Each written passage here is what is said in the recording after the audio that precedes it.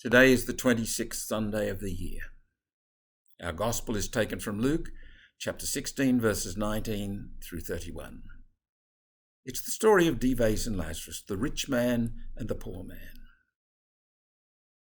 It's not the actual story that I would like to focus on, it's the audience of this story. Jesus tells this story to the Pharisees. Now, the Pharisees are mentioned about 35 times in Luke's Gospel and the Acts of the Apostles, which Luke also wrote. What is Luke saying when he talks about the Pharisees? Almost certainly, he's not talking about the Pharisees in the time of Jesus of Nazareth. They were a group of very faithful people who emerged about 160 years before Jesus in the time of great persecution. They were the ones who held the faith. Almost, or at least probably, what Luke is talking about is a particular small group of Pharisees who've joined the Lucan communities, Christian Pharisees. The first time the Pharisees are mentioned in Luke's Gospel is chapter 5. It's a wonderful story.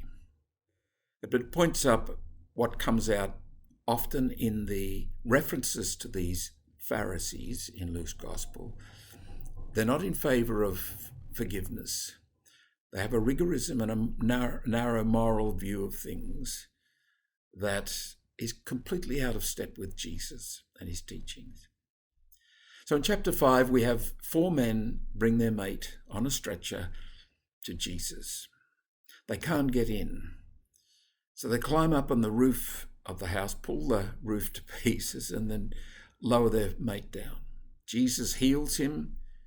More importantly, Jesus forgives him his sins. And this prompts the ire of those who are called the Pharisees by Luke.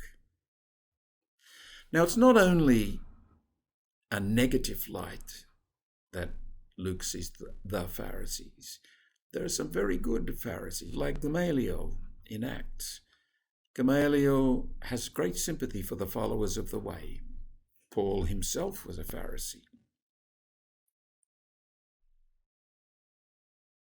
One scholar writes and expresses this view that I'm putting.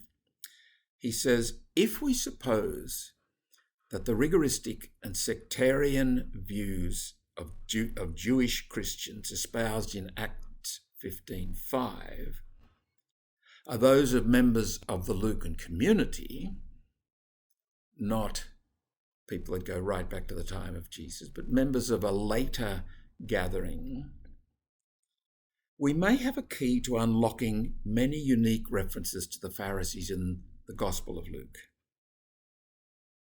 In brief, in his Gospel, he's not writing about the Pharisees at the time of Jesus of Nazareth, but of Christian Pharisees in the communities around about the year 70.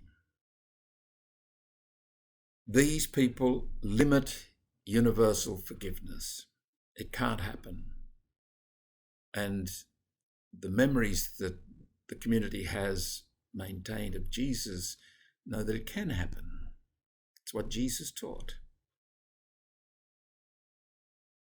The Pharisees in Luke's Gospel, for example, criticize Jesus for eating with sinners.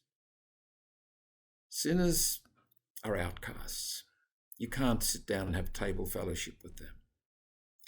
When he does have table fellowship with some Pharisees on more than one occasion, he actually criticizes his host for their narrow-mindedness, their unwillingness to open themselves to all people, to be hospitable, to be forgiving, to be merciful.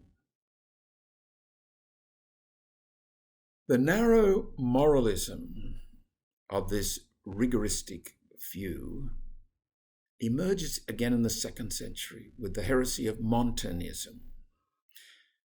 I think it's fair to say that enthusiasts always have the propensity to be rigoristic, overly demanding, especially when they believe the church has lost its way.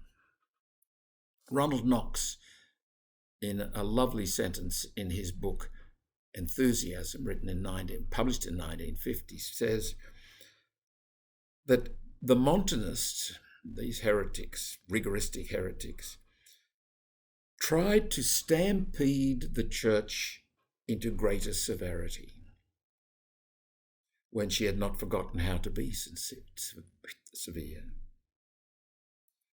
It helped her to make up her mind, thus early in her experience, about the recurrent problem of human weakness and her own commission to forgive. I think that, as it were, regains the ground that we have to keep regaining: the mercy of God for all people, the love of God for each and every one of us, unmerited, unearned, quite gratuitously, just given in abundance, prodigally. Now, it must be said that a fair bit of this narrow moralism accompanied the church, the Catholic Church, into the middle of the 20th century. We find a brief reference in the Second Vatican Council in the decree on the life and training of priests, which is very, very important. It triggered a redefinition and a rethinking of moral theology in the church. The words are: special care must be given to the perfecting of moral theology. Since that, moral theologians in the Catholic Church have made very significant, gradual but significant and definite progress in shifting the focus of moral theology from norms as the primary focus towards people being loved into freedom by God as the primary focus.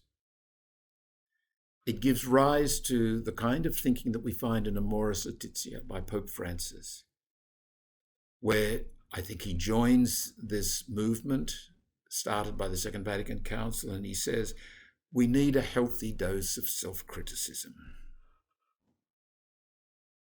And then he goes on to make a remarkable observation, which he has made more than once, using the metaphor of the field hospital. He says, let us not forget that the church's task is often like that of a field hospital. Now, in a field hospital, you do what you can with what you've got. You take people as they are brought in with their wounds, and you do your best to bring healing to those wounded bodies. So I think what we find implicit in the Pope's words, in the gospel of today, is a call to responsible adulthood in full knowledge and full acceptance of the mercy of God.